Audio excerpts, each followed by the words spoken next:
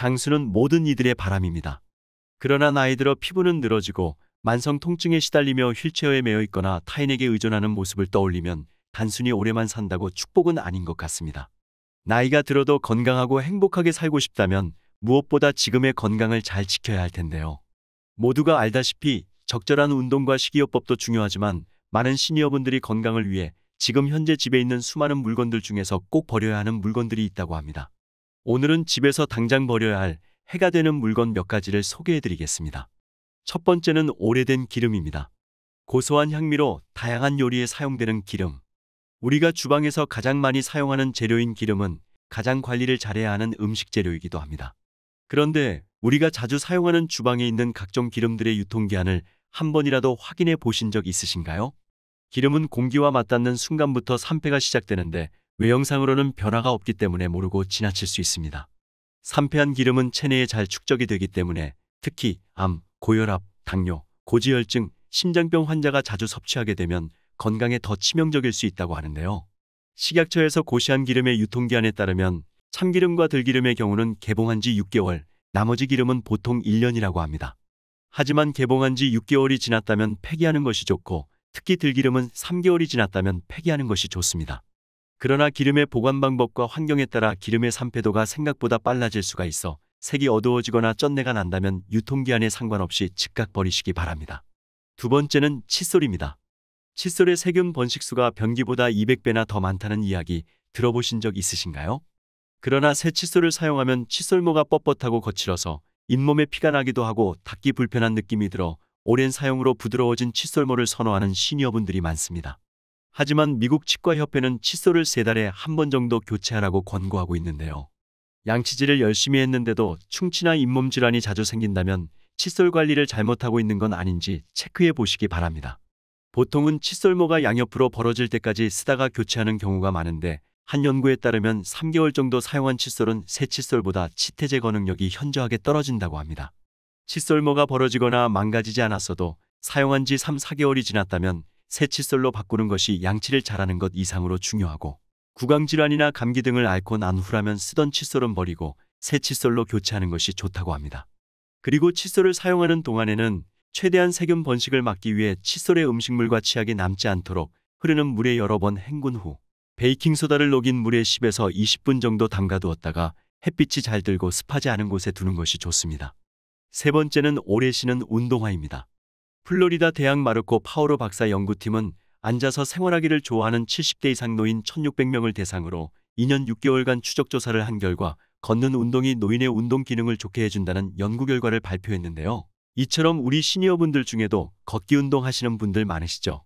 그런데 걸을 때 누구나 신게 되는 운동화만큼은 오래 신는 것이 건강에 해가 될 수 있습니다.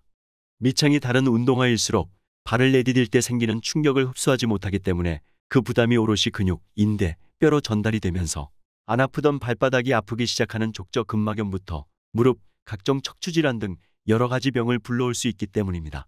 운동 생리학자 제이슨 카프 박사에 따르면 운동화를 신고 500에서 600km 정도 걸었다면 이제는 운동화를 새 것으로 교체해야 할 필요가 있다고 설명하고 있습니다.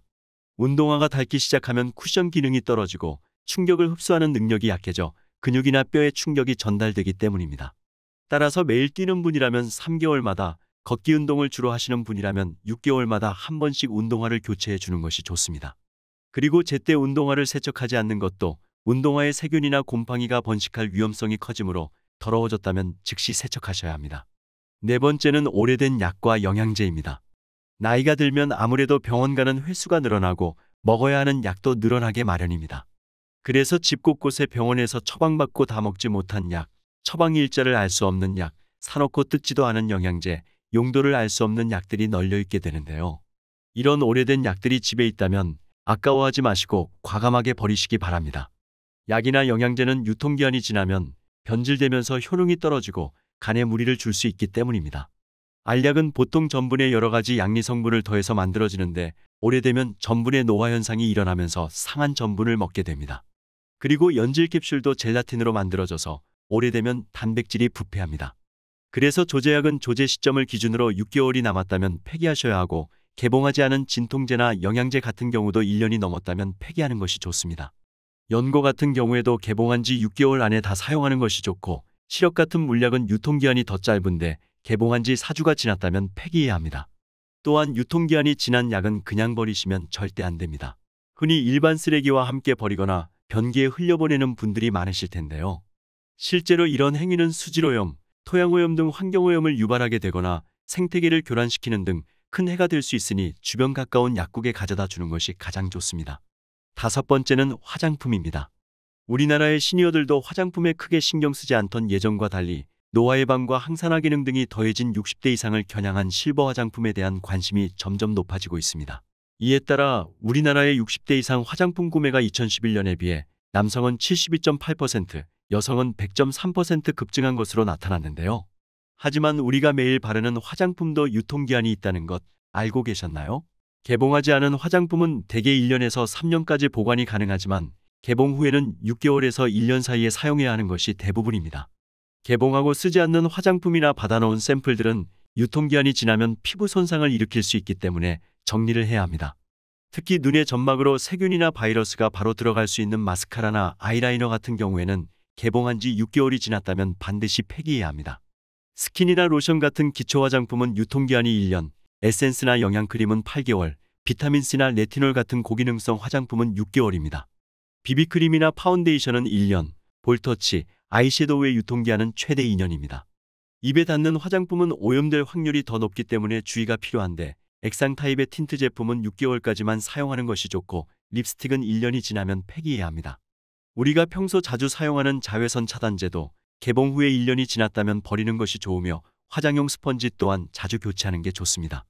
그런데 화장품은 보관하는 환경에 따라 쉽게 변질되기 때문에 유통기한이 지나지 않았어도 색이 변했거나 냄새가 나거나 화장품 층이 분리되어 있거나 발랐는데 느낌이 예전과 다르다면 절대 사용하시면 안 됩니다. 때로는 버리는 것이 건강에 미덕이 될 때가 있습니다.